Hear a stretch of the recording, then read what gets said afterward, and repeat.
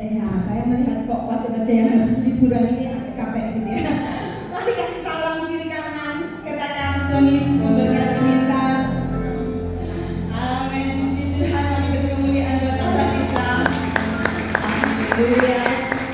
Kita akan siapkan hati, kita akan beribadah hari ini. Dan ibadah hari ini bukan hanya jadi sekedar rutinitas untuk setiap kita, tapi benar-benar jadi satu momen di mana kita boleh bangun hubungan yang lebih intim lagi dengan Allah Bapa kita. Amin. Mari kita tundukkan kepala, kita akan berdoa, kita akan mulai ibadah kita hari ini.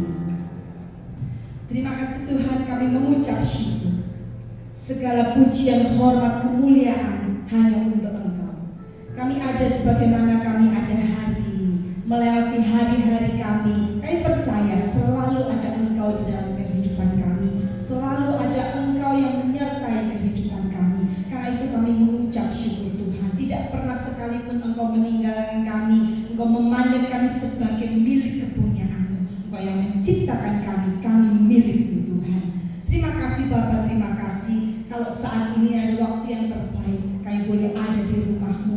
Kami mau pakai waktu yang Tuhan izinkan ada di dalam kehidupan ini dengan sungguh-sungguh. Kami boleh membangun hubungan yang lebih lagi dengan Engkau Bapa.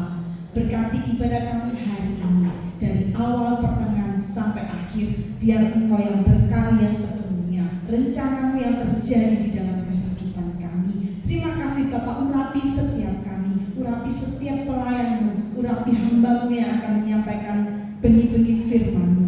Biar Tuhan nama-Mu dipermuliakan. Kami semua boleh mengerti apa yang Engkau mau di dalam kehidupan kami. Kalau masih ada kuasa-kuasa kegelapan yang mengganggu jalannya ibadah kami, bahkan mengganggu hati dan pikiran kami dengan segala hal, kami mau satukan hati. Kami mau hancurkan di dalam nama Tuhan Yesus Kristus. Kami hanya mau mengizinkan Engkau Allah Kudus bertahta di atas setiap pujian umat-Mu, bertahta di setiap hati dan pikiran kami. Terima kasih Tuhan Yesus. Juga buat setiap rekan-rekan kami yang masih dalam perjalanan, Tuhan sertai, tibakan sampai di tempat ini dengan hati yang penuh sukacita, dengan hati yang siap untuk menikmati hadirat Tuhan. Terima kasih Bapa, terima kasih. Ini pujian penyembahan kami yang kami naikkan dari hati yang terdalam. Kami rindu menyenangkan hati-Mu Bapa. Di dalam nama Tuhan Yesus Kristus kami berdoa dan mengucap syukur. Haleluya. Amin. Mari menyiapkan hati lebih lagi. Kita mau sembah Dia. Kita mau membawa penyembahan sebagai dupa yang harum di hadapan Tuhan. Kita percaya 2-3 orang berkumpul di dalam nama Tuhan. Dia hadir saat ini. Dia ada di atas, di antara kita. Dia bertahta di atas setiap pujian dan penyembahan kita. Mari waktu yang ada kita pakai benar-benar menyenangkan hatinya. Haleluya. Terima kasih Yesus. Ini hati kami, ini hidup kami. Kami bawa ke hadirat-Mu Tuhan. Engkau yang menjadi pemilik dalam hidup kami. Engkau yang memiliki hidup kami Tuhan.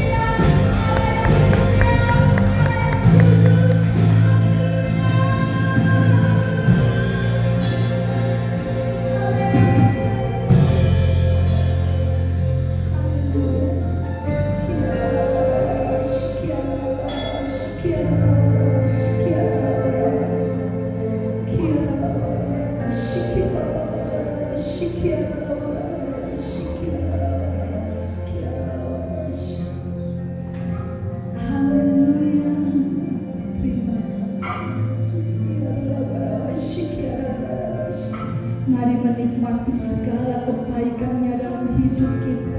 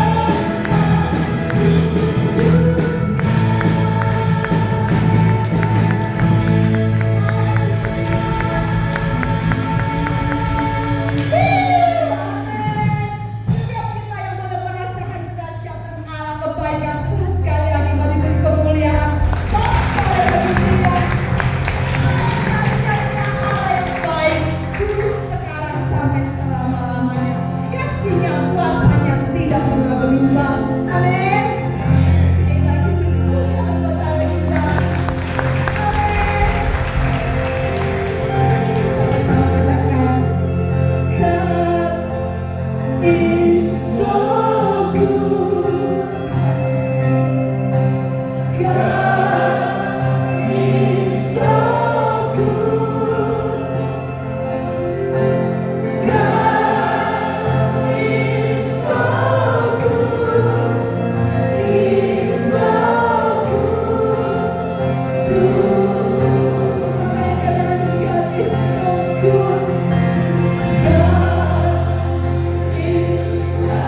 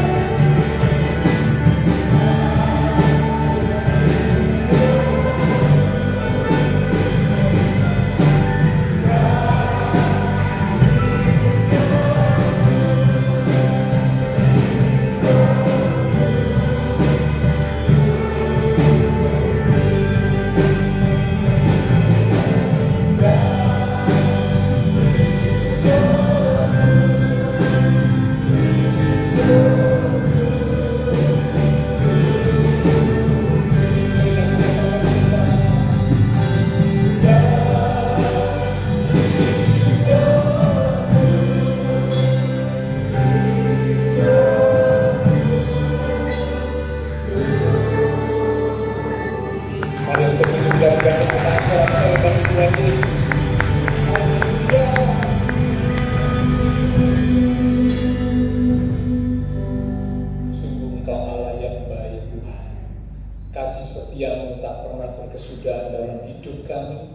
Penyertaan-Mu terus menyertai hidup kami, sehingga kami boleh ada seperti saat ini, semua karena kemurahan Tuhan.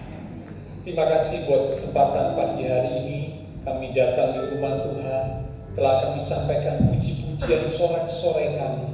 Biarlah pujian kami boleh menyenangkan hati Tuhan. Tiba saatnya kembali kami akan belajar kebenaran firman Tuhan. Mari urapi setiap kami ya Roh Kudus. Biarlah dengan hati yang rindu, hati yang haus, kami boleh menerima pesan kebenaran firman Tuhan. Sehingga firman Tuhan semakin mendewasakan iman rohani kami, bahkan mengubah hidup kami dan menjadikan hidup kami semakin indah dan berkenan di hadapan Tuhan. Roh Kudus, urapi pula hamba-Mu yang terbatas. Taruh pikiran dan perkataan Kristus pada diri hamba-Mu. Bila Tuhan yang berkata-kata melalui bibir hamba-Mu, sampai bersatu setiap kami saat ini, kami umat-umat Tuhan siap untuk menerimanya. Di dalam nama Tuhan Yesus Kristus, semua yang siap diberkati dengan firman Tuhan bersama kita berkata amin. Sekarang kembali Bapak Saudara. Shalom, ya, puji Tuhan. Hari ini kita akan kembali sama-sama belajar kebenaran firman Tuhan. Judul perenungan firman Tuhan pada hari ini adalah jangan abaikan hal-hal yang kecil. Sekali lagi, jangan abaikan hal-hal yang kecil. Kadang-kala dalam kehidupan ini banyak orang mengabaikan hal-hal yang kecil. Hal-hal yang kecil itu dianggap remeh, disepelekan, kurang diperhatikan, bahkan tidak diperhatikan. Karena dianggap apa? Ini cuma hal kecil. Ya, padahal hal-hal kecil itu kadang-kadang bisa membangkitkan perkara-perkara yang besar. Salah satunya ada ayat firman Tuhan berkata, siapa yang setia dari perkara yang kecil, dia akan diberi tanggung jawab dalam perkara yang besar. Harus mulai dari perkara yang kecil. Setia, bertanggung jawab dalam perkara yang kecil, diberi tanggung jawab dalam perkara yang besar. Nah, Tuhan juga seringkali bekerja dalam kehidupan umatnya itu melalui hal-hal yang kecil. Sekali lagi ya, Tuhan seringkali juga bekerja di dalam kehidupan umatnya melalui hal-hal yang kecil.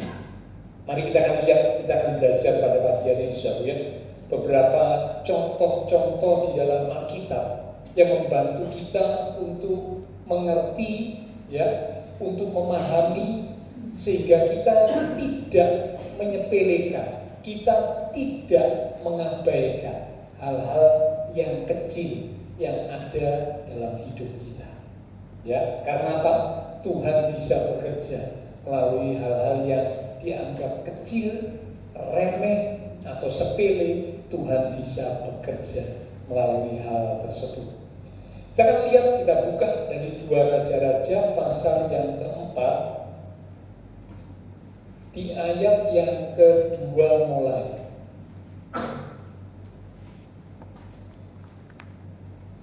2 Raja-Raja pada pasal yang keempat di ayat yang kedua mulai. Saya akan bacakan. Saya baca mulai ayat pertama. Judul perikopnya minyak seorang janda. Salah seorang dari istri-istri para nabi mengajukan halnya kepada Elisa sambil berseru, "Hambamu, suamiku sudah mati, dan engkau ini tahu bahwa hambamu itu takut akan Tuhan. Tetapi sekarang penagih hutang sudah datang untuk mengambil kedua orang anakku menjadi budaknya." Ini ada sebuah masalah. Ada seorang istri, salah satu nabi, pengikutnya Nabi Elisa. Ya. Nah, suami yang adalah seorang nabi, pengikut Nabi Elisa ini mati, dipanggil pulang Tuhan. Mati tidak meninggalkan warisan, tidak meninggalkan harta benda, tetapi mati justru meninggalkan hutang. Wah, ini berat, ya.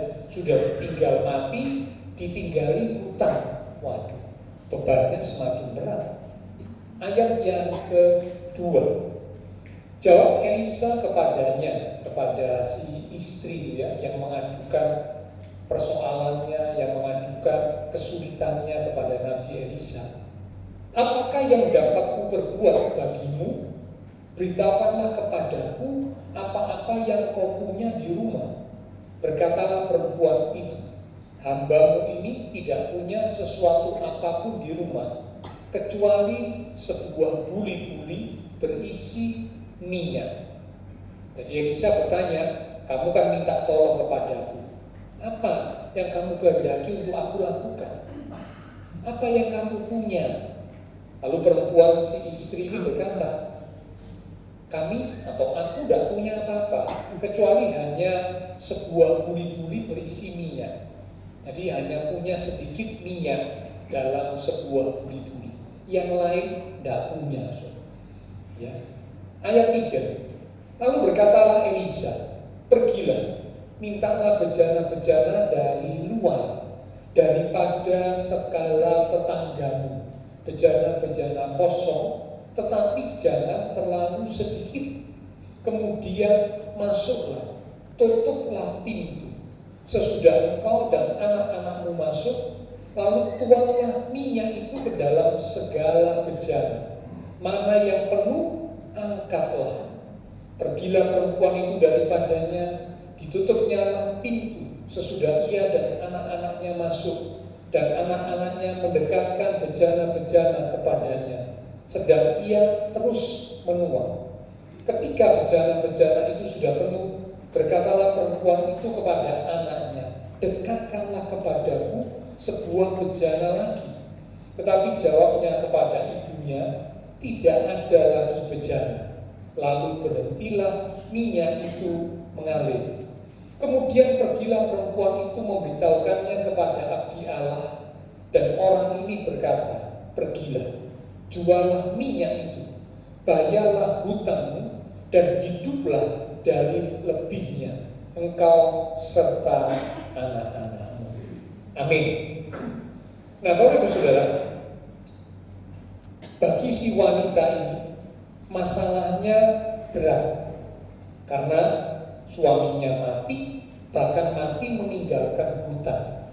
Penagih hutang sudah datang, menagih hutang suaminya yang sudah mati.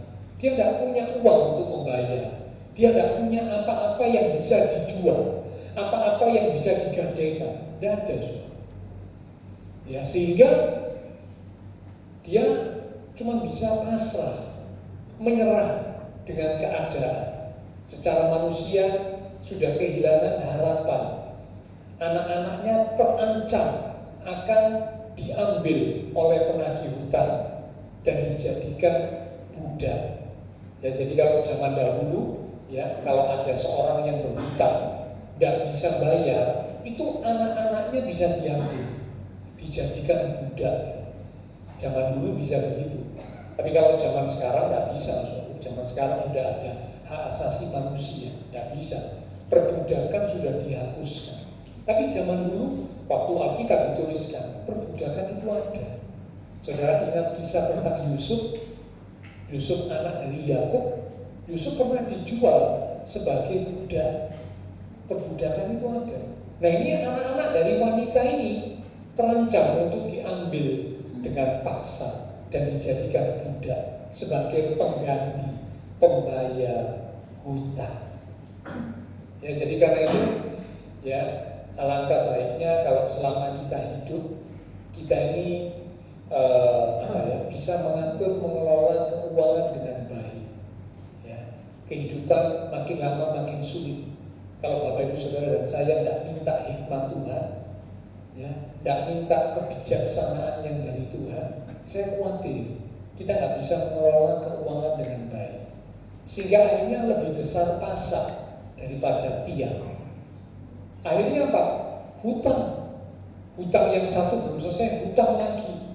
Gali lubang, tutup lubang. Gali lubang, tutup lubang. Karena apa? Hutangnya makin lama makin numpuk. Ya, belum lagi kalau ada bunga, wah lebih berat lagi, so. Bayar hutang aja nggak bisa, apalagi bayar bunga, lebih beban berat. Nah, ini bahaya kalau seperti ini, saudara, ya. Tidak ada aset yang jadi jaminan, tidak ada aset yang bisa dijual untuk menjadi penebus hutang. semakin berat seperti kayak perempuan ini. Ya, jadi karena itu mari minta hikmat Tuhan untuk kita bisa mengatur, mengelola berkat yang Tuhan titipkan kepada kita dengan bijaksana. Hidup berpada dengan apa yang ada. Ya, itu penting. Ya, punya pola hidup, punya gaya hidup yang baik, yang benar, yang tepat. Ada yang dipakai, digunakan, dinikmati, ada yang ditabur, tapi juga jangan lupa ada yang ditabung. Ya, jadi dalam pengelolaan keuangan ada 3 hal penting. Yang pertama ada yang dipakai, digunakan, dinikmati. Oke. Tapi yang kedua jangan lupa ada yang ditabur. Sebab kalau nggak tabur, kita nggak bisa nuai. Dan yang ketiga yang terakhir jangan lupa ada yang ditabung. Tabung. Ya, ditabung itu maksudnya disimpan, entah di bank, entah di apa, ditabung. Jadi tabungan. Nah itu penting, so. Minta hikmat Tuhan bisa mengelola dengan baik. Ya, kalau memang pendapatannya tidak terlalu besar, sesuaikan. Punya gaya hidup yang baik, yang benar, yang tepat. Supaya jangan sampai seperti tadi ungkapan berkata, lebih besar asa daripada tiang. Ambruk, jatuh. Ya, oke, nah kita kembali. Si perempuan ini masalahnya besar. Hutangnya harus segera dibayar karena sudah ditagih, sudah jatuh tempo. Tapi tidak ada yang bisa digunakan untuk membayar. Anak-anaknya mau diambil dengan paksa untuk dijadikan budak sebagai pengganti hutang dari ayahnya yang sudah meninggal. Dalam keadaan situasi seperti itu, ya, perempuan ini datang kepada Nabi Elisa. Apa yang harus kuperbuat? Ini anakku mau diambil jadi budak karena suamiku meninggalkan hutang. Apa yang harus kulakukan? Ya, nah lalu Nabi Elisa bertanya, apa yang kau punya? Aku tidak punya apa-apa. Aku cuma punya minyak sedikit dalam sebuah buli-buli. Tapi yang lain aku tidak punya. Untuk bisa bayar hutang, aku tidak punya. Lalu Nabi Elisa berkata, pergi pinjam bejana-bejana dari tetangga-tetangga. Kumpulkan pinjam yang banyak. Jangan sedikit ya, pinjam yang banyak. Kalau kamu sudah pinjam banyak, masukkan semua bejana dalam rumah, lalu tutup pintu rumah. Kamu dan anak-anakmu di dalam rumah, lalu mulai tuangkan minyak yang ada di dalam buli-buli. Ya, terus isi sampai penuh. Nah, kalau pakai pikiran manusia, perempuannya akan berkata, bagaimana mungkin minyak yang cuma sedikit bisa diisikan di dalam bejana-bejana yang begitu banyak? Ya nggak mungkin. Satu bejana saja nggak bisa penuh. Satu bejana cuma terisi sedikit karena minyaknya cuma sedikit. Kalau secara manusia bisa saja perempuan itu berkata seperti itu. Tapi perempuan ini percaya. Perempuan ini taat. Penting ya untuk kita punya iman dan ketaatan. Iman tanpa perbuatan kosong. Kitab Yakobus berkata demikian. Iman tanpa perbuatan itu seperti tubuh tanpa roh, mati, kosong. Iman harus disertai dengan perbuatan. Iman percaya harus disertai dengan ketaatan. Itu yang dilakukan perempuan. Dia taat, dia percaya, dia taat, dia tuang, dia lakukan seperti yang diucapkan oleh Nabi Elisa. Dan singkat cerita, minyak itu bisa tidak berhenti mengalir. Terus, selama dituangkan jauh, terus dari satu bejana diisi sampai penuh. Pindah ke bejana yang lain, diisi lagi sampai penuh. Terus, minyak itu bisa mengalir. Dan masuk akal. Ya, secara akal dan masuk akal. Tapi itulah Tuhan kalau bekerja, tidak ada perkara yang mustahil. Karena Dia Allah yang dahsyat. Dia Allah yang hebat, yang mampu melakukan segala perkara. Nah, kita lihat di sini dari kisah ini bahwa Tuhan menolong si perempuan ini lewat hal-hal yang kecil. Hal-hal yang kecil, yaitu cuma melalui minyak yang sedikit. dalam sebuah buli-buli. Hal yang kecil, hal yang remeh, hal yang sepele, tapi Tuhan tolong perempuan melalui hal yang kecil. Ya, jadi karena itu jangan pernah remehkan hal yang kecil. Miliki iman, miliki ketaatan. Kadang hal yang kecil, dari hal yang kecil Tuhan bisa bekerja untuk melimpahkan, mengirimkan berkat buat anak-anaknya. Kalau Bapak Ibu Saudara dan saya mungkin cuma punya keahlian ya atau kemampuan dari mengerjakan sesuatu yang sedikit gitu ya, yang kelihatannya remeh. Misalkan saja ya, saya cuma mampunya membuat kue, Pak. Tidak punya kemampuan yang lain, tidak punya keahlian yang lain, cuma bisanya buat kue. Ya tidak apa-apa, asah keahlian saudara, diasah, ya, supaya makin lebih ahli membuat kue. Nah, berdoa, minta hikmat Tuhan untuk bisa mengerjakan, mengembangkan kue yang bisa dibuat itu.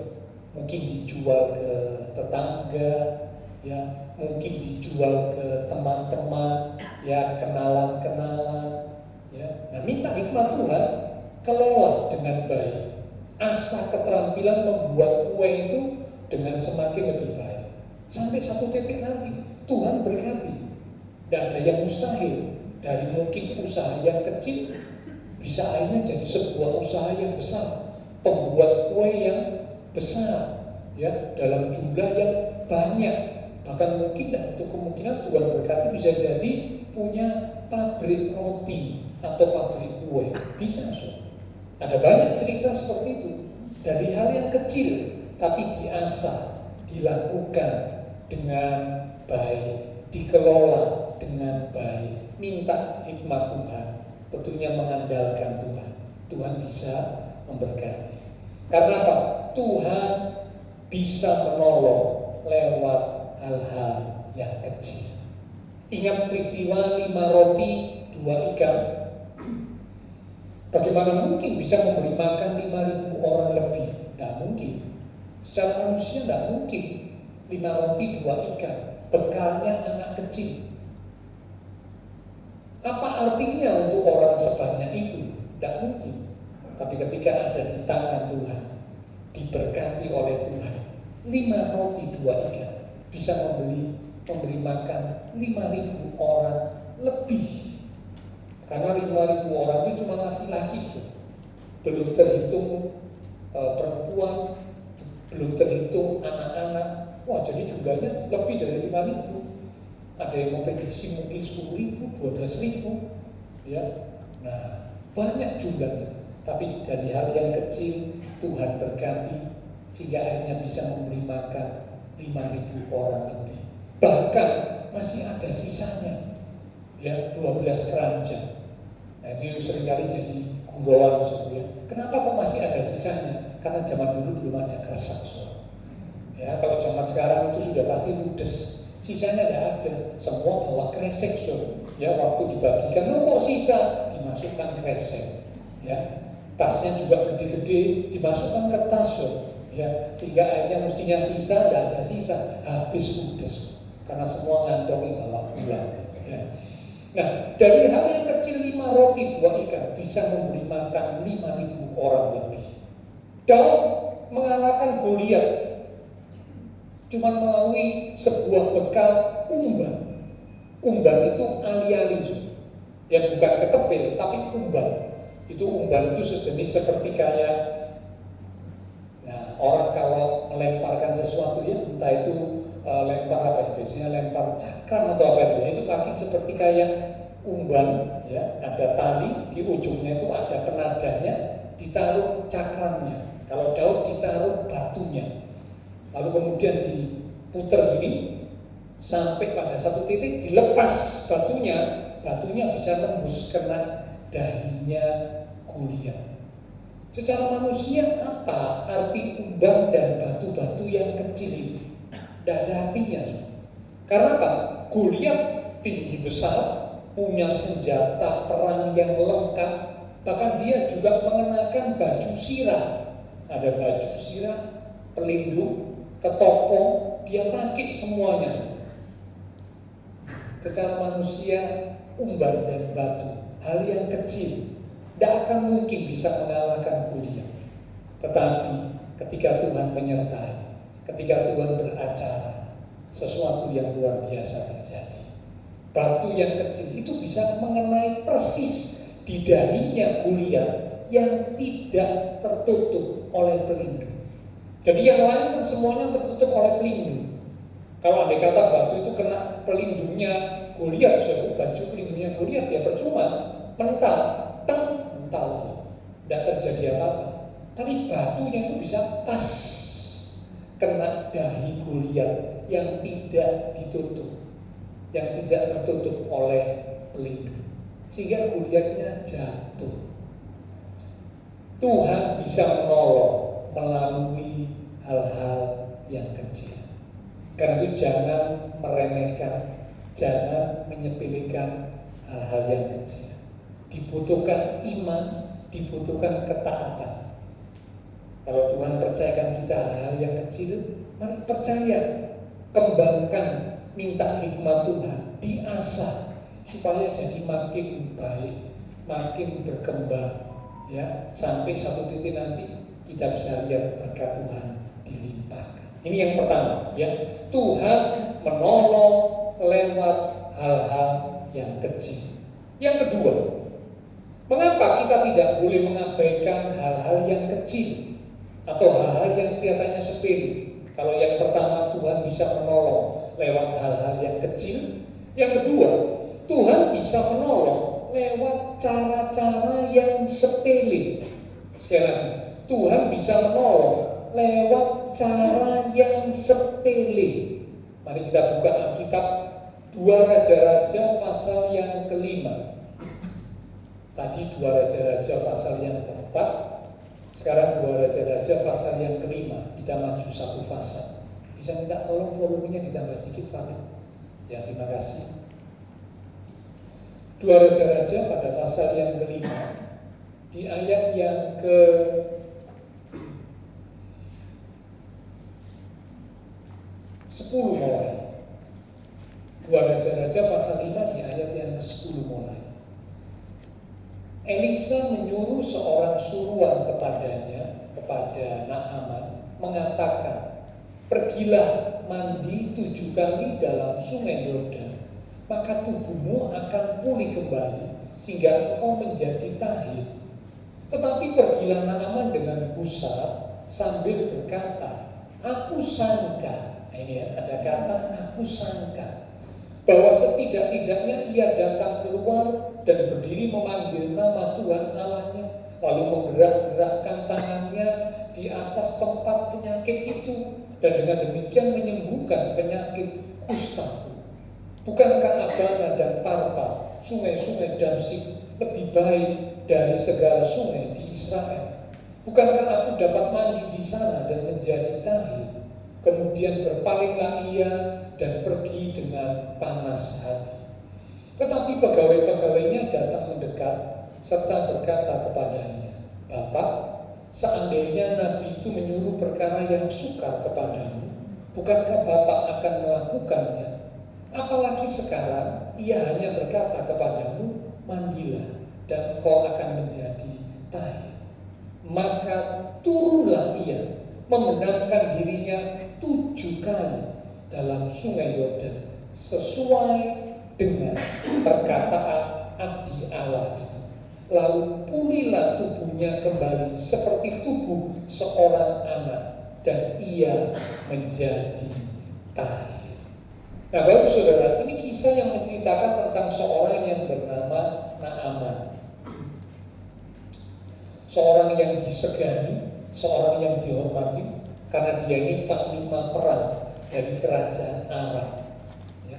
Namun sayang, di tengah kesuksesannya sebagai seorang panglima perang, dia punya sakit. Sakitnya itu sakit yang tidak tersembuhkan pada masa itu, dan bisa diobati, yaitu sakit kusta. Jadi pada masa perjanjian lama ditulis itu, penyakit kusta itu penyakit yang tidak bisa diobati. Kalau Tuhan buat mujizat sembuh, ya bisa. Tapi kalau diobati secara manusia, nggak bisa. Nah ini Naaman orang yang sukses, panglima perang yang besar, yang disegani, yang dihormati, ya, sakit kusta yang tidak bisa diobati. Nah dalam kondisi seperti itu dia dengar berita, dia dengar kabar melalui seorang budak perempuan. Nah budak perempuan ini ditawan dari Israel. Jadi ada anak perempuan Israel yang pernah dijual jadi budak, lalu dibeli oleh istri Naaman, kerja di rumahnya Naaman dan istrinya.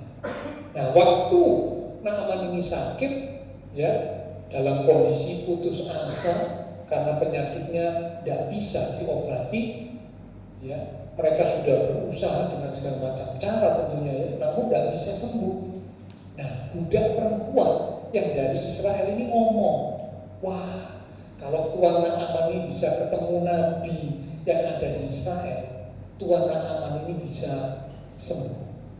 Wah, bangkitlah, ya, harapannya. Lalu dia berangkat ke Israel. Dan singkat cerita, dia akhirnya ketemu dengan Nabi Elisa. Nah, waktu dia sudah menjumpai Nabi Elisa, sampai di rumahnya Nabi Elisa, harapannya dia, Nabi Elisa keluar menyambut dia, lalu mendoakan dia. Itu harapannya dia. Ya. Tapi ternyata pada waktu itu Nabi Elisa tidak keluar menjumpai Naaman yang sudah sampai di depan rumah Nabi Elisa. Nabi Elisa cuma menyuruh bujangnya, hambanya yang bernama Gehazi, keluar kamu, temui Naaman, katakan, suruh mandi 7 kali di Sungai Yordan, mandi 7 kali. Ya cuma itu aja, perintahnya begitu. Ya, kalau kamu mau sembuh, mandi 7 kali. Nah, waktu dengar pernyataan seperti itu, perintah seperti itu, Naaman ini marah, kecewa dan marah. Ya, dia berkata, jadi kalau Bapak Ibu baca, ya, aku sangka Nabi itu akan keluar menemui aku, meletakkan tangannya atas kepalaku, atas yang sakit, lalu aku didoakan, lalu aku sembuh. Aku sangka. Nah, banyak kali umat Tuhan juga begitu, ya, mengharapkan pertolongan Tuhan sesuai dengan apa yang ada di pikirannya. Aku sangka Tuhan akan menolong aku dengan cara yang seperti ini. Aku sangka Tuhan akan menolong aku dengan cara yang seperti itu. Tanpa kita sadari, kita membatasi kuasa Tuhan. Kita berharap bahwa Tuhan menolong kita dengan cara seperti yang ada di pikiran kita. Seperti yang diucapkan oleh Naaman. Aku sangka. Sehingga waktu Elisa berkata kepada Naaman lewat bujangnya Gehazi, mandi 7 kali, ngamuk, kecewa, marah. Karena tidak seperti yang disangka, tidak seperti yang dipikir. Bapak Ibu Saudara, ini jadi satu pembelajaran buat kita. Kalau kita berdoa minta pertolongan Tuhan, jangan pernah membatasi kuasa Tuhan dengan pikiran kita. Pikiran kita itu terlalu kecil, pikiran kita itu terlalu sempit, pikiran kita itu terlalu terbatas untuk kuasa Tuhan yang besar dan tidak terbatas. Kalau Bapak Ibu Saudara membatasi kuasa Tuhan dengan pikiran kita tidak akan mendapat pertolongan Tuhan. Seperti Naaman, dia batasi. Dia pikir harus seperti yang disangka, yang dipikirkan. Tapi untung ada orang di sekelilingnya memberikan nasihat yang baik. Jadi Bapak Saudara, penting untuk kita punya pergaulan yang baik. Karena kalau kita punya pergaulan, lingkungan orang di sekitar kita itu baik, mereka akan memberikan nasihat yang baik. Tapi kalau kita punya lingkungan orang di sekitar kita itu tidak baik, tidak benar, nasihatnya juga tidak baik. Ingat kisahnya Rehabea, anaknya Salomo. Waktu rakyat minta keringanan pajak, Rehabea minta nasihat. Ada yang memberikan nasihat baik, ikuti apa yang rakyat minta supaya rakyat itu tunduk sama kamu. Tapi orang-orang lain, teman-teman dekatnya Rehabea berkata, jangan diikuti. Kalau diikuti itu rakyat jadi tambah kurang ajar, rakyat jadi tambah gak karu-karuan. Ya, tekan lebih lagi, kasih pajak yang lebih berat lagi. Nasihat yang salah diberikan, dan justru nasihat yang salah yang diikuti oleh Rehabea. Kerajaan Israel terpecah jadi dua. Ya, jadi Bapak Ibu Saudara, pilih pergaulan yang baik, pergaulan yang benar. Ingat firman Tuhan berkata, pergaulan yang buruk merusak kelakuan yang baik. Ya, jadi pilih pergaulan yang baik dan benar. Nah, ini orang-orang di sekitar Naaman berkata kepada Naaman, kasih nasihat. Tuan, bukankah Tuan ini cuma disuruh mandi 7 kali? Kan itu hal yang gampang, itu hal yang sepele, hal yang mudah. Turuti saja. Seandainya Tuan disuruh melakukan hal yang sulit, kan Tuhan pasti mau melakukan. Karena kan Tuhan mau sembuh. Nah, ini cuma disuruh mandi, membenamkan diri mandi di Sungai Yordan, jeblung sekali. Kedua kali, jeblung kedua. Ketiga kali, jeblung sampai 7 kali. Gampang Tuhan, cuma masuk mandi keluar, masuk lagi mandi keluar. Gampang. Anak-anak saja bisa. Itu gampang Tuhan. Kan Tuhan mau sembuh. Lalu Naaman ini mikir, iya ya. Lah orang cuma gampang kok, gak mau. Nah, itu seringkali umat Tuhan begitu ya. Yang kedua, kita belajar Tuhan bisa menolong lewat cara yang sepele.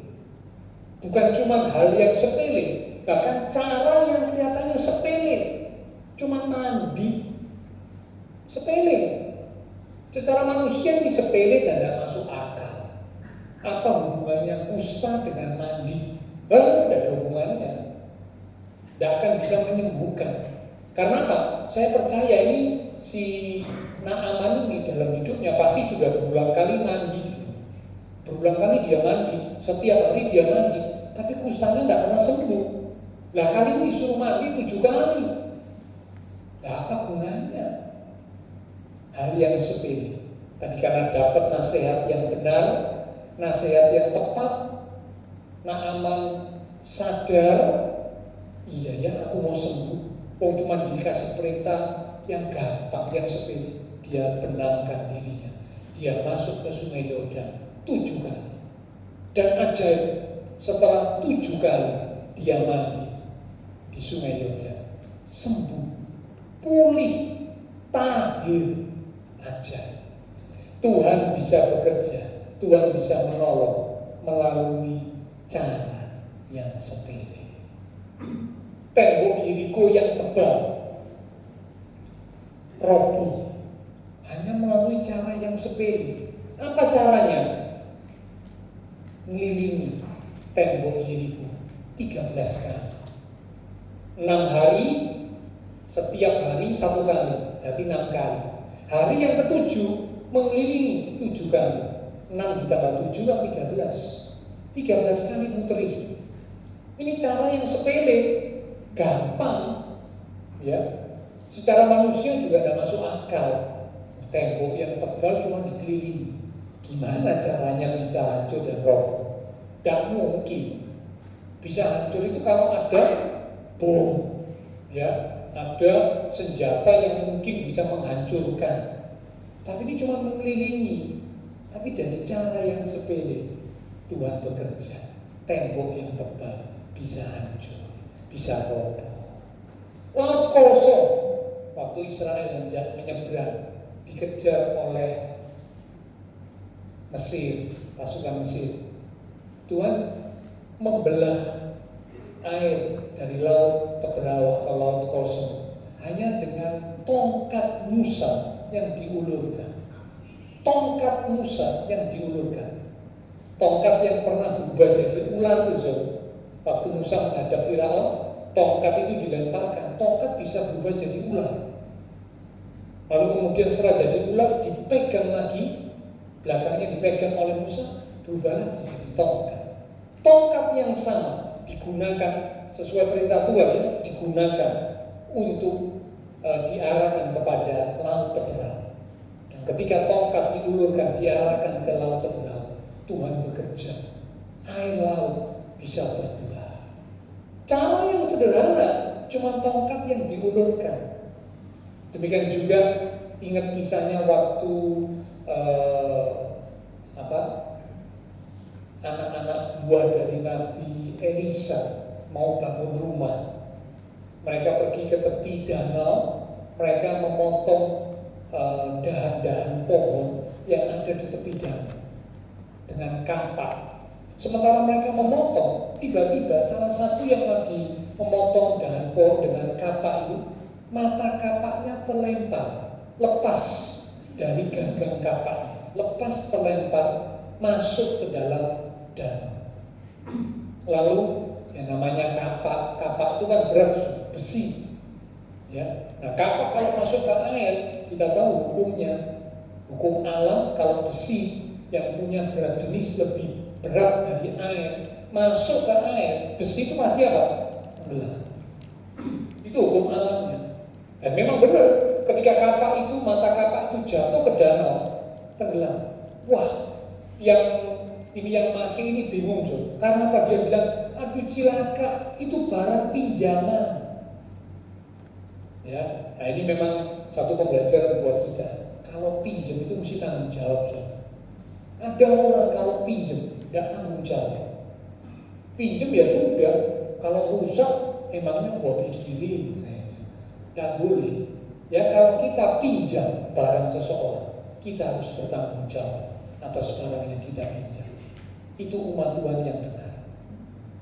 Ya, itu umat Tuhan yang bisa memuliakan Tuhan. Jangan pinjam lalu dipakai asal-asalan, ya, sehingga akhirnya rusak dan tidak bertanggung jawab. Jangan. Itu tidak memuliakan Tuhan. Nah, ini orang yang pinjam ini bingung. Aduh, bagaimana? Aku pinjam, aku mesti kembalikan dalam keadaan yang baik. Sekarang mata kapaknya jatuh tenggelam ke dalam danau. Dalam situasi yang seperti itu, Elisa dengan tuntunan Tuhan, dengan kuasa Tuhan, ya, dia memotong kayu, dipotong sebuah kayu kecil. Potongan kayu kecil itu dilemparkan ke danau, tempat di mana mata kapak itu jatuh. Dan luar biasa, cara yang sepele, secara manusia apa? Gunanya kayu dilempar itu apa? Kayu itu memang akan mengapung di air, tapi kayu itu tidak punya daya tarik, tidak punya magnet, tidak punya. Nah, kalau dilempar ke air ya tidak ada gunanya. Itu secara pikiran manusia. Tapi kuasa Tuhan bekerja saat potongan kayu dilemparkan ke air, ke danau. Mata kapak itu seperti kayak disedot. Ajaib.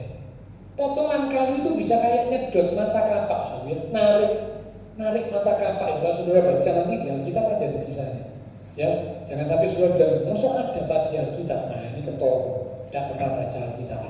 Ya, mosok ada Pak cerita gitu di Alkitab. Waduh, itu kapak, mata kapak dari besi bisa ditarik oleh kayu. Dan masuk akal. Bisa terangkat naik ke permukaan air dan masuk akal. Tuhan bekerja melalui cara yang sepele. Karena bagi Tuhan tidak ada yang mustahil. Kalau Bapak Ibu Saudara dan saya percaya, punya sikap hati yang rendah, ya seperti Naaman, dia merendahkan dirinya, ya wis, disuruh mandi oleh Tuhan, ya wis, tak ikuti. Mujizat terjadi. Tuhan ingin kita belajar rendah hati, so. Selain punya iman dan ketaatan, juga punya kerendahan hati. Kalau Tuhan memerintahkan sesuatu, mungkin keakuan kita, ya, harga diri kita harus ditekan sedemikian rupa. Ayo kita belajar terima. Seperti Naaman, mungkin harga dirinya harus ditekan. Pemimpin besar harus nurut dengan rendah hati masuk ke sungai Yordan 7 kali. Aduh, ngisi-ngisi. Aduh, malu-maluin. Itu secara akal pikiran Naaman pertama kali ya. Itulah membuat mengapa Naaman marah. Dia merasa dipermalukan, direndahkan. Perintah dari Nabi Elisa itu menyerang keakuannya. Kadang-kadang ada umat Tuhan gitu ya, keakuannya terlalu tinggi. Sehingga waktu Tuhan beri perintah, Tuhan kasih firman, mental. Firman Tuhan, perintah Tuhan itu mental. Kenapa? Keakuannya terlalu tinggi. Nah, kalau mau dapat pertolongan Tuhan, keakuannya harus mau ditekan. Keakuannya harus siap untuk direndahkan. Karena pertolongan Tuhan, berkat Tuhan itu datang kepada orang yang rendah hati. Rendah itu berarti tempat rendah. Diibaratkan kalau air mengalir, air itu selalu mengalir ke tempat yang rendah. Tidak ada air mengalir ke tempat yang tinggi, tidak ada, kecuali pakai pompa. Ya. Kalau pakai pompa sanyu baru air bisa mengalir ke tempat yang tinggi. Tapi kalau air mengalir tanpa pompa, air mengalir dengan sendirinya, selalu mengalir dari tempat yang tinggi ke tempat yang rendah. Kalau Bapak Ibu Saudara saya mau menerima pertolongan dan berkat Tuhan, siap untuk belajar rendah hati. Keakuannya harus siap untuk ditekan. Ya, ingat perempuan wanita Sirofenisia, perempuan Kanaan, keakuannya harus siap untuk ditekan. Supaya apa? Pertolongan Tuhan datang dalam hidupnya. Bapak Saudara saya juga begitu. Ya, dibutuhkan iman, percaya, ketaatan, dan kerendahan hati untuk kita bisa menerima pertolongan Tuhan. Jadi yang kedua, Tuhan bisa menolong lewat cara-cara yang sepele. Kalau yang pertama Tuhan bisa menolong lewat hal-hal yang sepele, yang kedua Tuhan bisa menolong lewat cara-cara yang sepele, yang ketiga sekarang yang terakhir, Tuhan bisa menolong lewat orang-orang yang disepelekan. Saya lanjut, Tuhan bisa menolong lewat orang-orang yang disepelekan. Ayo kita lihat ayatnya dari kitab 2 Raja-Raja pasal yang ke-6. Tadi yang pertama kan 2 Raja-Raja pasal 4, lalu 2 Raja-Raja pasal 5, sekarang 2 Raja-Raja pasal 6. Di ayat yang ke-24 mulai. 2 Raja-Raja 6 ayat 24 mulai. Tindakan Elisa pada waktu Samaria dikepung. Sesudah itu Ben-Hadad, Raja Aram, menghimpunkan seluruh tentaranya lalu maju mengepung Samaria. Samaria ini ibu kotanya Israel 10 suku. Kerajaan Israel yang 10 suku. Maka terjadilah kelaparan hebat di Samaria selama mereka mengepungnya, dikepung oleh kerajaan Aram. Sehingga sebuah kepala keledai berharga 80 sikal perak dan seperempat kaptahi merpati berharga 5 sikal perak. Saya langsung lompat ya, ini keadaan yang sulit ya. Saya langsung lompat di pasal yang ke-7. Sekarang kita lihat ya, pasal yang ke-7. Ayat yang ketiga, yang ayat-ayat sebelumnya Bapak Ibu bisa baca sendiri. 2 Raja-Raja 7 ayat yang ketiga. 4 orang yang sakit kusta ada di depan pintu gerbang. Berkatalah yang seorang kepada yang lain, mengapakah kita duduk-duduk di sini sampai mati? Jika kita berkata, baiklah kita masuk ke kota, padahal dalam kota ada kelaparan karena dikepung tadi, kita akan mati di sana. Dan jika kita tinggal di sini, tinggal di luar dari kota itu, di luar benteng kota, kita akan mati juga. Jadi sekarang marilah kita menyeberang ke perkemahan tentara Aram, ke perkemahan musuh. Jika mereka membiarkan kita hidup, kita akan hidup. Dan jika mereka mematikan kita, kita akan mati. Cukup sampai situ. Kalau Bapak Ibu baca secara lengkap ceritanya, jadi waktu Israel, kerajaan Israel 10 suku dikepung oleh musuh bangsa Arab, mereka tidak bisa keluar. Tidak bisa masuk, tidak bisa keluar. Persediaan makanan makin lama makin menipis. Terjadi kelaparan. Ya, sampai tadi dikatakan harga bahan makanan melambung tinggi. Bahkan ceritanya kalau Bapak Ibu baca, sampai ada seorang ibu yang tega. Tega itu mentolong, ya. Tega mentolong, goreng, masak anaknya. Jadi anak itu digoreng. Benar dibaca sendiri. Ya, jangan sampai Bapak Ibu bilang gini, masa ada Pak di Alkitab Pak mentolong? Tidak pernah baca Alkitab. Ya. Jangan sampai bilang mosok ada di Alkitab. Ada. Anak itu digoreng. Itu ceritanya ada. Ya. Jadi karena kesulitan yang sangat besar, saya percaya kalau ibu-ibu yang ada di ruangan ini ditanya, Bu, kalau ada kelaparan, tidak ada makanan, tega nggak goreng anak? Saya percaya ibu-ibu di tempat ini pasti sepakat berkata, Pak, saya sampai mati pun saya tidak akan goreng anak saya. Betul ya ibu-ibu ya? Masa ada ibu-ibu yang bilang, ya terpaksa Pak tak goreng anak. Tidak ada. Tapi waktu itu kesulitan membuat seorang ibu teguh, mentolong, anaknya digoreng, dijadikan bahan makanan. Ini peristiwanya karena kesulitan yang berat. Nah, dalam situasi seperti itu, singkat cerita ya, Nabi siapa dia? Nabi Elisa ya. Nabi Elisa betul ya, berkata besok harga bahan makanan itu akan kembali normal. Itu Raja Israel dan perwiranya kaget. Masa mungkin perwira raja yang mendampingi raja berkata, sekalipun Tuhan itu membuat tingkat-tingkat di langit, masa akan mungkin hal itu terjadi? Ya memang secara manusia hari ini kesulitan besar, anak sampai digoreng, makanan melambung tinggi karena kelaparan. Besok katanya makanan jadi murah. Masa mungkin? Jadi kalau perwira yang mendampingi raja itu berkata, sekalipun Tuhan membuat tingkat-tingkat di langit, masakan hal itu mungkin terjadi. Secara pikiran manusia, secara umum, ya masuk akal ya. Ngomong gitu ya masuk akal. Tapi akibat perkataannya, Nabi Elisa berkata kepada perwira itu, besok kamu akan melihat bahan makanan yang melimpah, tapi kamu tidak akan menikmatinya. Orang yang tidak percaya, orang yang meremehkan kuasa Tuhan, orang yang meremehkan kedahsyatan Tuhan, melihat tapi tidak menikmati. Dan ini kayak perwira ini, melihat tapi tidak menikmati. Mengapa? Karena besoknya itu kalau saudara baca, wah makanan melimpah. Ini perwira ini sudah diinjek-injek sama rakyat yang kelaparan mengambil makanan.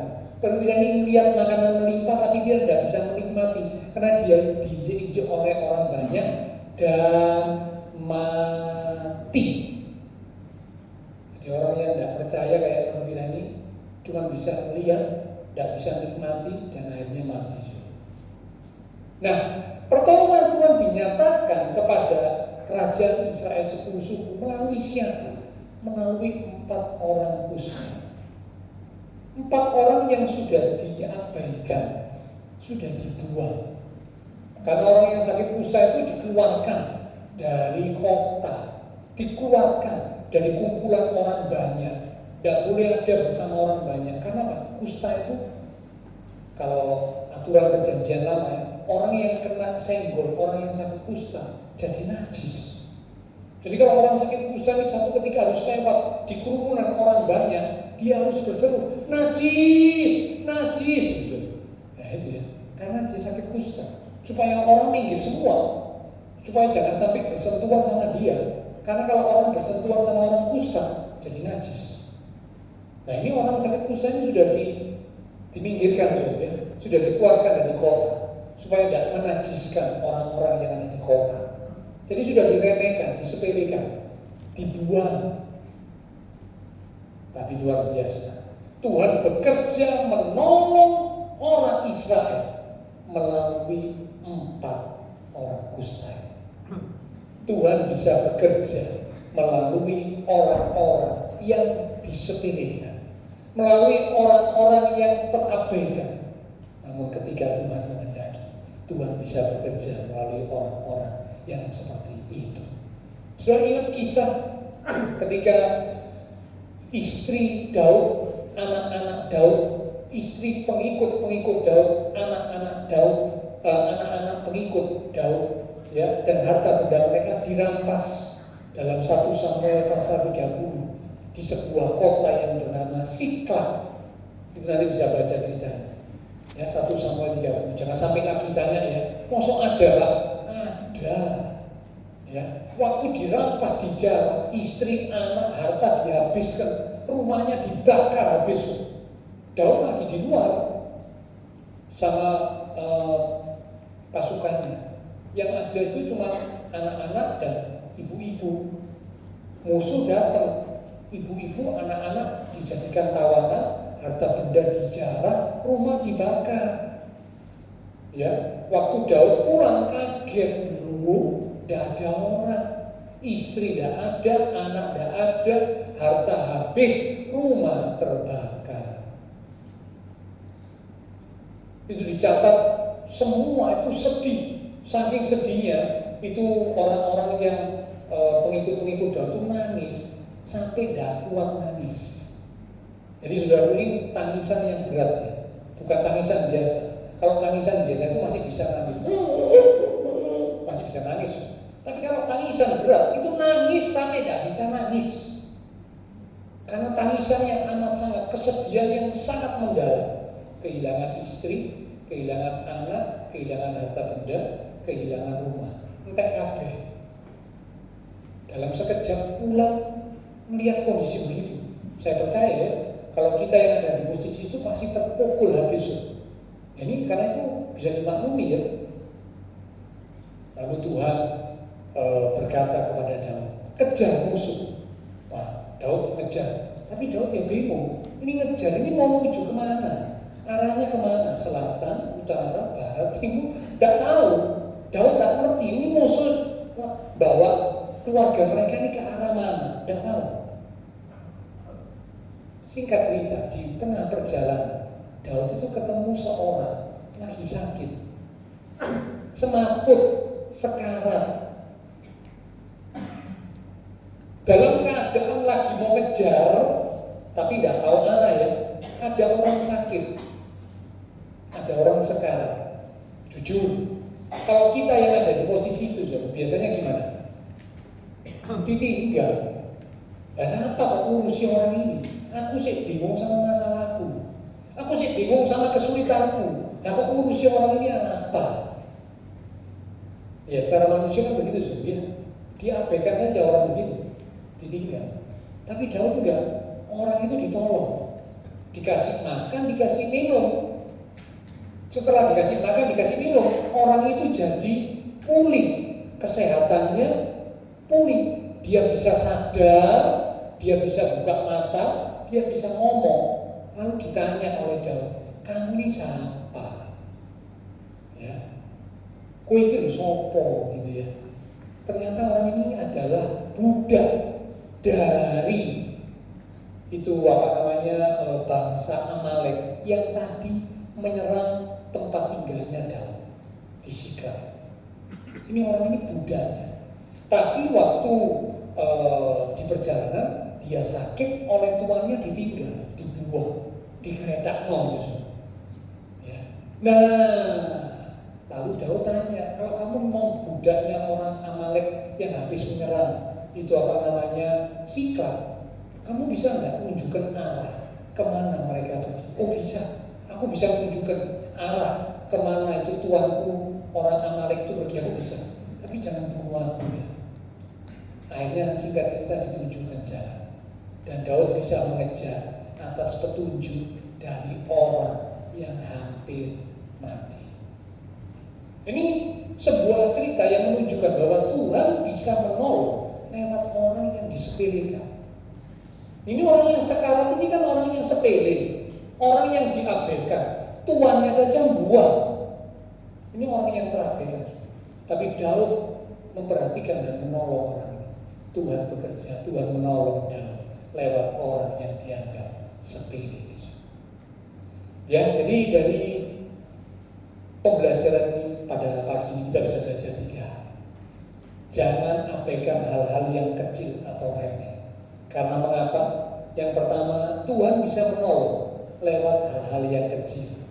Seperti minyak yang sedikit dari di sebuah bumi-bumi bisa buat bayar utang. Lalu yang kedua, Tuhan bisa menolong lewat cara-cara yang sepele. Mandi saja 7 kali, kustanya sembuh. Yang ketiga, Tuhan bisa menolong lewat orang-orang yang disepelekan, orang-orang yang diabaikan. Ya, 4 orang kusta membawa kabar baik sehingga Israel tidak mati kelaparan. Mereka bisa dapat makanan yang berlimpah-limpah. Lewat siapa? Lewat orang-orang yang disepelekan. Dibutuhkan iman dan ketaatan, dibutuhkan kerendahan hati, dan dibutuhkan ketelitian dan kepekaan. Ya, sekali lagi, dibutuhkan iman dan ketaatan, dibutuhkan kerendahan hati, keakuan harus siap untuk ditekan, dan dibutuhkan ketelitian dan kepekaan, sehingga kita bisa mengalami pertolongan Tuhan yang Tuhan kerjakan, yang Tuhan akan kerjakan melalui hal-hal yang kelihatannya remeh sepele. Tapi ingat, Tuhan bisa bekerja dari hal-hal yang sepele dengan cara-cara yang sepele, menggunakan orang-orang yang dibuang atau disepelekan, tapi Tuhan bisa bekerja menyatakan kuasa-Nya. Karena itu jangan pernah abaikan hal-hal yang kecil di sekitar kita. Amin. Biar firman Tuhan boleh jadi berkat untuk kita sekalian.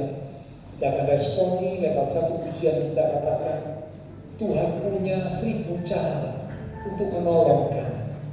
Mata kami tertuju pada Tuhan. Mata kami tertuju padamu. Kekuatanku hanya di dalam-Mu. Erat dalam dekat-Mu, terlebih saat ku tak mengerti. Ku pilih untuk tetap percaya, ku pilih untuk tetap percaya, ku pilih untuk tetap menyembah. Kau pernah menolong, Kau pernah menolongku, Kau punya 1000 cara angkatmu. Anugerah-Mu Tuhan, anugerah-Mu jadi perisaku, mengelilingi hidupku, memberi tanda. Anugerah-Mu untuk seumur hidupku, ada saat yang baik mungkin.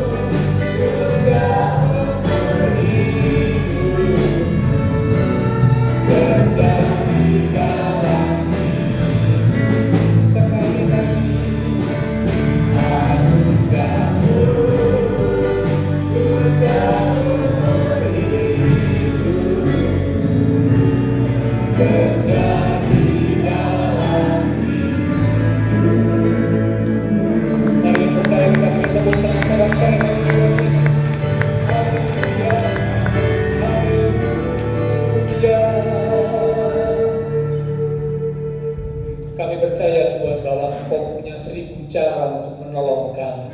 Bahkan melalui hal-hal yang kelihatannya sepele, dengan cara-cara yang sepele, bahkan melalui orang-orang yang disepelekan, Tuhan mampu bekerja untuk menolong kami. Karena kuasa Tuhan tidak terbatas. Karena Tuhan, biarlah kami lakukan bagian kami. Dibutuhkan iman percaya dan ketaatan. Dibutuhkan kerendahan hati. Dibutuhkan ketelitian dan kepekaan. Sehingga kami bisa mengalami pertolongan Tuhan yang Tuhan sediakan buat kami. Hamba terbatas untuk berkata dan menjelaskan. Roh Kudus akan terus mengingatkan firman yang sudah kami terima, sehingga iman kami semakin bertumbuh menjadi umat-umat Tuhan yang semakin kuat, semakin hidup seperti yang Tuhan kehendaki. Hamba berdoa Tuhan, Engkau memberkati setiap umat-umat-Mu ya Tuhan.